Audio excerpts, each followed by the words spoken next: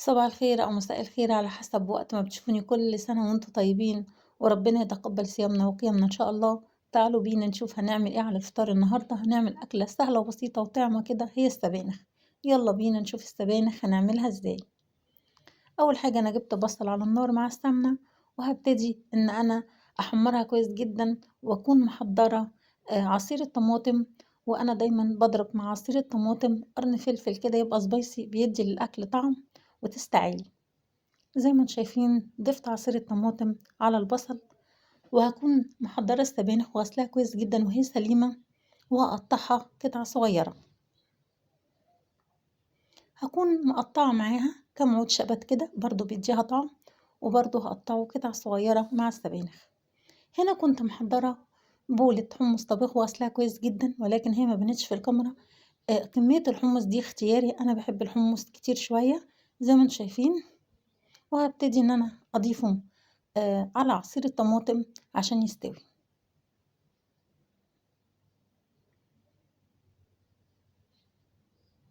هنا حطيت البهارات بتاعتي والفلفل الأسود ومكعب مرق. هكون ضفت اللحمة عشان تديها طعم، وهضيف السبانخ. هي السبانخ الحقيقة ما بتاخدش وقت على النار. بصوا شكلها حاجة كده آخر عظمة. هكون محضرة بقى الرز بتاعي الأبيض بشعرية. هكون حمرت الشعرية كويس، وبعد ما حمرتها هكون غسلة الرز كويس جدا ومصفياه، وهبتدي أشوحه مع الشعرية ومكعب مرق.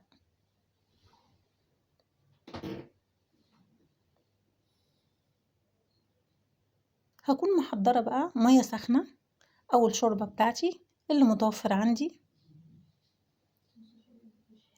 وهبتدي إن أنا أشوح الرز كويس جدا، وده أساس أي نجاح. رز لازم إن انتي بتشوحي الرز كويس جدا عشان يطلع مفلفل.